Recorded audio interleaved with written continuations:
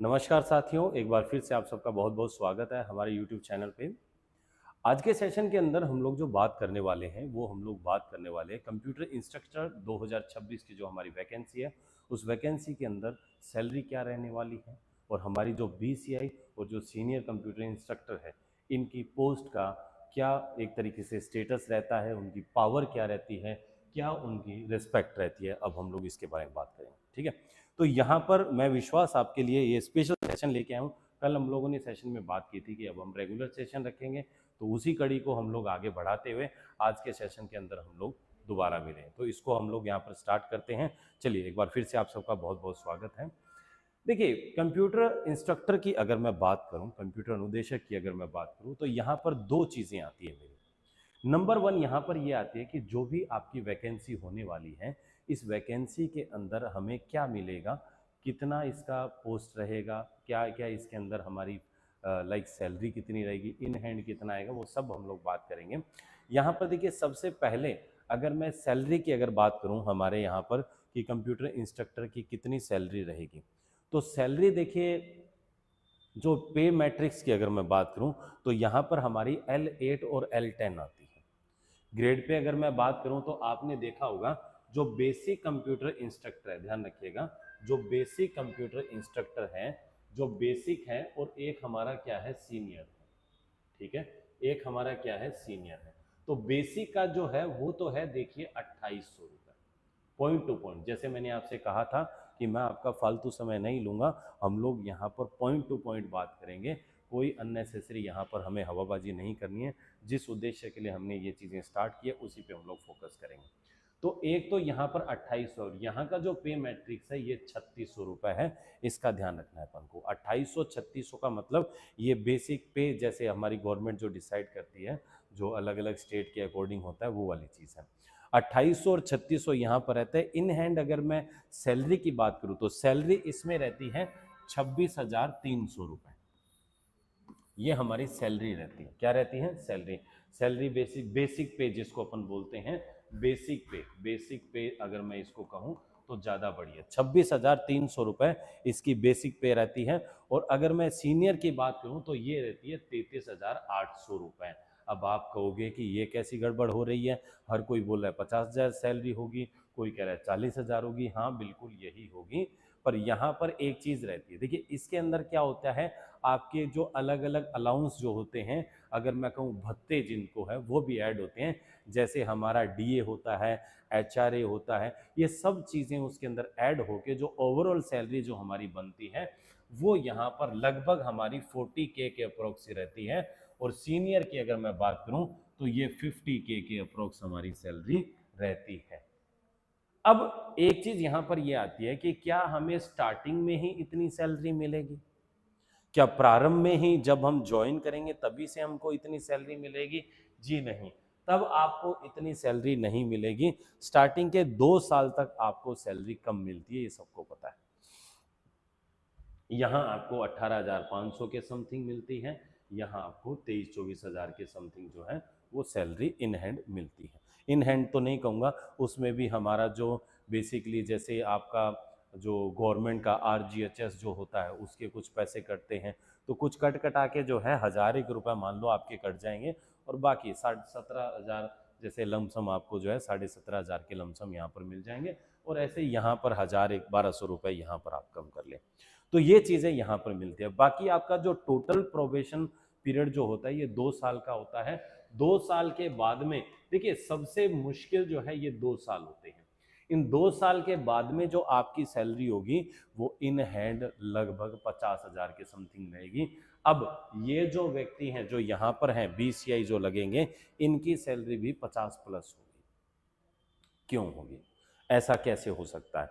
ऐसा इसलिए हो सकता है क्योंकि अब हम लोग जो आगे बात करने वाले हैं, जो अगले साल अगर हम बात करें तो हमारा पे कमीशन आने वाला है 8वां वेतन आयोग, है ना, जो हमारा आने वाला है। उस वेतन आयोग के कारण जो गवर्नमेंट के रूल रेगुलेशन है, उन रूल रेगुलेशन के अकॉर्डिंग आपकी सैलरी हाइक होगी, और डेफिनेटली मिनिमम 50,000 यहाँ पर आपकी सैलरी होने वाली है।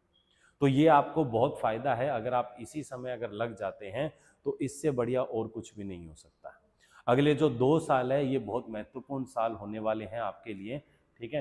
तो क्योंकि उनके अंदर आपका प्रोबेशन पीरियड चलेगा। अब ये जो हमारी जॉब है, सैलरी वगैरह अलग बात है, ठीक है, अलग अलग चीज़ें हैं यहाँ पर, इनका क्या फ़ायदा है वो तो आपको जानते ही हो। बट यहाँ पर एक अलग चीज़ आती है कि हमें जो, अगर हम स्कूल के अंदर जाएंगे, क्योंकि ये ऑब्वियसली टीचिंग की जॉब रहने वाली है, स्कूल के अंदर जाएंगे तो हमें क्या पावर मिलेगी, हमारे क्या अधिकार रहेंगे, हम क्या वहाँ पर कर सकते हैं। वैसे तो देखिए यहाँ पर आप एक गेजेटेड ऑफिसर जो होता है उस तरीके से आपका रुतबा रहेगा। हालांकि आप गेजेटेड तो नहीं कह सकते हैं उसको, बट हाँ, आपको एक अपना पर्टिकुलर एक लैब मिल जाएगी, कंप्यूटर की लैब मिल जाएगी, कंप्यूटर के अंदर स्कूल के अंदर लैब मिल जाएगी। आप अपना वहाँ ऑफिस सेटअप कर सकते हैं, वहाँ पर आराम से बैठ सकते हैं और बच्चों को डिजिटली जो है वो एजुकेट कर सकते हैं। दूसरा, आप एक तरीके से टेक्निकल हेड के रूप में काम करेंगे। स्कूल के अंदर आप टेक्निकली हेड रहेंगे। जैसे आपके जितने भी काम रहेंगे, ऑनलाइन काम है, जैसे आपके शाला दर्पण का काम होता है, स्कॉलरशिप का काम होता है, बोर्ड के जो एग्जाम्स वगैरह का काम होता है, ये सारे आपके देख रेख के अंदर होंगे, क्योंकि आप टेक्निकल एक्सपर्ट होंगे। आपसे राय ली जाएगी, आपसे कोई भी अगर दिक्कत आएगी तो आपसे पूछा जाएगा कि सर ये बताइए ये कैसे कर सकते हैं। आप गाइड कर सकते हैं, आप हेड की तरह काम करेंगे, आप लैब इंचार्ज की तरह काम करेंगे। देखिए ये अपने आप में एक बहुत बड़ी बात होती है। एक आप सब्जेक्ट के कोई टीचर हैं मान लीजिए, और एक आप पर्टिकुलरली अगर आप BCI हैं, बेसिक कंप्यूटर इंस्ट्रक्टर हैं, या सीनियर कंप्यूटर इंस्ट्रक्टर है, तो आपका अलग ऑरा होता है, राइट। आपको एक अलग से लैब मिल जाती है, बैठने के लिए एक ऑफिस मिल जाता है। ये नहीं है कि आपको सबके साथ बैठने की जरूरत है। तो इसके फायदे बहुत हैं। फायदे, एक ऑफिसर, एक अलग से ऑफिस मिल जाएगा, तो इससे बढ़िया और क्या चाहिए आपको, ठीक है। दूसरा, स्टार्टिंग के जो अगर मैं बात करूं 2 साल में, ये तो आप छोड़ दीजिए, मेन तो आपका बाद में ही स्टार्ट होता है, फुल सैलरी आती है, मज़ा तभी आता है। पर जो आपका ऑफिसल का जो एक कल्चर है, जो आपका रुतबा है, वो आपका पहले दिन से ही मेंटेन हो जाएगा। बाकी गांव में अगर आपको पोस्टिंग मिलती है, गांव में तो वैसे ही देखो टीचर का बहुत मान सम्मान किया जाता है, गुरुजी गुरुजी गुरुजी कह के बड़ा आदर सम्मान किया जाता है। गांव के बच्चों को जब आप पढ़ाओगे, जब आप उनको एजुकेट करोगे, कंप्यूटर सिखाओगे, तो एक अलग आपके फैन फॉलोइंग हो जाएगी, क्योंकि हर कोई बच्चा जो है वो कंप्यूटर सीखना चाहता है। दिक्कत ये है उनको सिखाने वाला नहीं है, आपको वो उनका मसीहा बन के जाना है, छोटे छोटे कस्बों में, छोटे छोटे शहरों के अंदर। भविष्य की अगर मैं बात करूं, देखिए पावर वगैरह तो आपको मैंने बताई है। भविष्य की अगर मैं बात करूं तो फ्यूचर बड़ा ही इसका सुनहरा है। सुनहरा इसलिए क्योंकि वर्तमान युग कंप्यूटर का युग है, और आप जब बच्चों को कंप्यूटर पढ़ाएंगे तो आप आने वाले भविष्य के जो इंजीनियर्स हैं, जो टेक डेवलपर हैं, उनको प्रिपेयर करेंगे। ग्रास रूट लेवल पर आप काम करेंगे।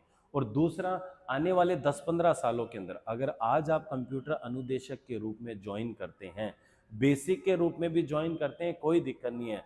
बट आने वाले 15-20 साल में जैसे जैसे आप आगे बढ़ेंगे, जैसे जैसे आपका प्रमोशन होगा, आप डिपार्टमेंटल एग्जाम जो कंडक्ट करवाते हैं, या फिर मैं कहूँ जो शिक्षा विभाग के जो महत्वपूर्ण पद हैं, वहां तक आप पहुंच सकते हो। वहां तक पहुंचने की आप पावर रखते हो। क्यों? क्योंकि आप एक टेक्निकल फील्ड से हो, और टेक्निकल टर्म को आप साथ में लेके चल रहे हो, टेक्निकल नॉलेज को आप लेके चल रहे हो, तो प्रमोशन वगैरह बढ़िया है इसके अंदर, ठीक है। आपको एक बढ़िया हायर पोस्ट तक आप ले जा सकते हो। जैसे नॉर्मली लोग ज्वाइन करते हैं तो धीरे धीरे धीरे धीरे रिटायरमेंट तक पहुंचते हैं, तो आप भी अपने इसके अंदर बहुत बढ़िया बढ़िया पोस्ट, हमारी IT की पोस्ट है, या हमारे शिक्षा विभाग के अंदर जो कंप्यूटर के क्षेत्र की जो पोस्ट हैं, उनके अंदर वहां पर जा सकते हो। तो इसीलिए कंप्यूटर अनुदेशक जो है ये बहुत इंपॉर्टेंट है। मैंने कल भी कहा था, आज फिर से कह रहा हूँ, इसको हल्के में नहीं लेना है, इसको बिल्कुल सीरियस तरीके से प्रॉपर प्लानिंग के साथ हम लोग जो है पढ़ेंगे, ताकि हमारा एग्ज़ाम इसी साल पहले ही अटेम्प्ट में आपका एग्ज़ाम क्रैक हो।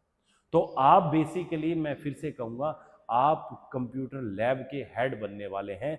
आप अपने स्कूल के, अपने ऑर्गेनाइजेशन के टेक्निकल डिसीजन मेकर बनने वाले हैं।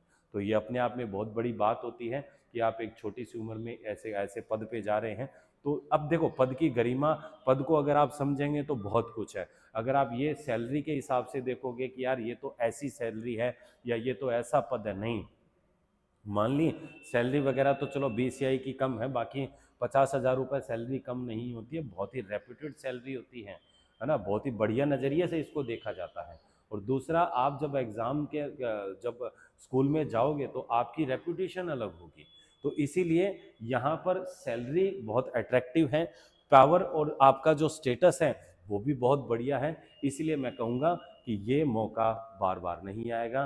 पिछली बार अगर आप चूक गए थे या आपने नहीं दिया था, तो इस बार हमें चूकना नहीं है। इस एग्ज़ाम को 100 नहीं, 200 नहीं, 500% हमें इसको क्रैक करना है। तो चलिए, थैंक यू सो मच जुड़ने के लिए। आई होप आप सब लोगों को ये महत्वपूर्ण जानकारी बहुत पसंद आई होगी और अच्छे से आपने समझा होगा। नया कोई डाउट हो, कोई चीज़ के बारे में आपको जानना हो, आप कमेंट सेक्शन के अंदर लिख सकते हैं। नेक्स्ट सेशन हम उसी टॉपिक के ऊपर रखेंगे, अदरवाइज मैं अपनी तरफ से रखूँगा, ठीक है। 30 दिन है, 30 दिन मैं इसी तरीके से आपको महत्वपूर्ण जानकारियां दूंगा और हमारा जो फाउंडेशन बैच चालू होने वाला है उसके बारे में भी मैं आपको बताऊंगा। थोड़ा सा पेशेंस रखिए, है ना। और तीसरी चीज़, हमारा टेलीग्राम चैनल का लिंक आपको नीचे डिस्क्रिप्शन में मिलेगा। अगर आपने अभी तक ज्वाइन नहीं किया है तो अभी उस चैनल को ज्वाइन कर लें और हमारे साथ जुड़ें और यहाँ पर रेगुलर बेसिस पे अपनी पढ़ाई को स्टार्ट करें। थैंक यू सो मच जुड़ने के लिए। मिलते हैं अगले सेशन में, तब तक के लिए धन्यवाद।